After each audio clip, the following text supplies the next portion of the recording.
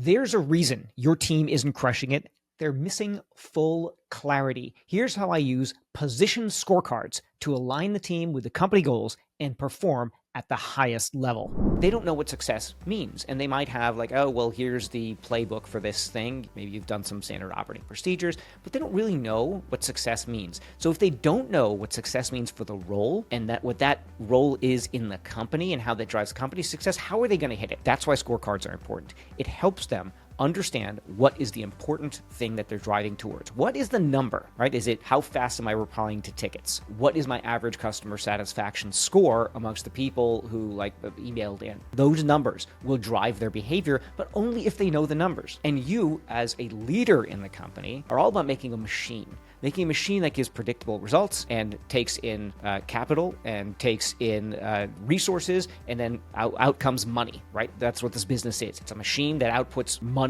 and is an asset for you. And if that's the case, you want it to be predictable. That means it has to be a machine. And that means you have to understand the tolerances of the machine and what the numbers are in the machine. And this is that. This is tying that big picture of I've got this asset that is producing cash. And in order for it to line up, you can't just have a bunch of people doing random shit. That's not going to work. So each thing has to be tied to some performance metric, and that's what the scorecard does. But if they don't know that, if they don't know what's expected of them, they get demotivated, or they just phone it in and they do what they've always been doing, or they just make something up and they do that. You win when you show them how to win and you help them win, and that is what this is doing. This is the win-win-win situation here. You're going to win. Your team is going to win. The customers are going to win. The company is going to win. This is the key to doing that, and we do that by being objective and sharing the success criteria with the team. So I'm going to show you how to do that with the position scorecard. Now, side benefit of the scorecard is B and C players, the lower performers, they thrive on politics, essentially trying to gain favor with people in the company, making alliances in the company, the kind of stuff that to me is toxic. That doesn't matter. We are here to be a high-performance team. We are here to drive the company to success. And we do that by understanding what are the success criteria of the machine as a whole, the company, of each department, of each role, as such, each individual in each role. Now, even if you're a really small company, this is still true. Don't think that because I said department, you can say the word function, that this is only for big companies. A teensy startup with 2 people, with 1 person, still has this. Just because you're wearing the marketing hat 1 hour and then the next hour you're wearing the operations hat doesn't change this at all.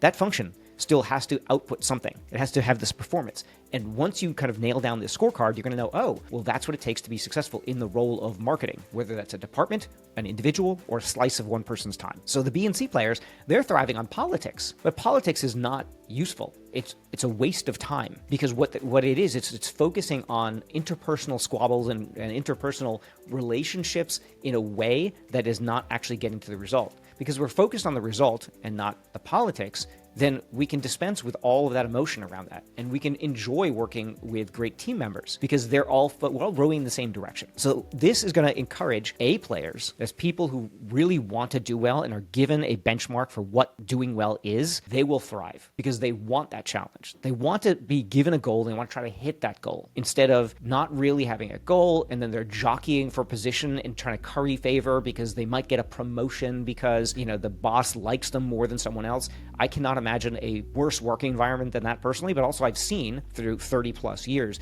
the organizations that do that politics versus the ones that really focus on performance have radically different outcomes. The performance ones will always win. So we're getting A players to thrive here. And doing this position scorecard makes it 100% clear that your organization is focused on performance and not politics. So how do you do this? First, you're going to create a scorecard before hiring for the role. Again, refer to my other video for more details on that. And during the interview process, you discuss that scorecard. Like, here's what success means at this business. So it's going to chase off these C players who are there for the politics and that have gotten ahead at their last job because they schmoozed the right person. As long as your team member knows from the beginning that that's what the scorecard is, you will do well at this. So here's the key insight. The scorecard plus core values means easy to manage. Why? Because the team members now know what success looks like. They now know that this number is the thing that they're being judged on. And this number, maybe it's response times, maybe it's customer satisfaction, whatever the role, right? It's a certain number of closed deals. Every role can have an objective criteria around it. And once they know that and they know where they're heading, then they have to know how to head there. And that's what the core values are. So now you see what we've done. We've taken something that seems all mysterious. Like, how do I manage this team? Like, how do I keep all these people happy? No, I'm going to look for A players who are interested in hitting a goal. And I'm going to give them a guideline of how we hit that goal, how we perform as a team. And now your discussions become very easy. It becomes becomes like, hey, I'm here to be the steward of those values and make sure that everyone is living those values. And then I'm going to be able to look at the scorecard and say, are you or are you not hitting that scorecard? If not, I'll coach you. I'll help you to hit it, like help you with those ideas. But everything becomes so much clearer. This is the first key to easy management. Now, everything that you need to manage your team effectively is in my 7 systems that I use, and that's in this video right here.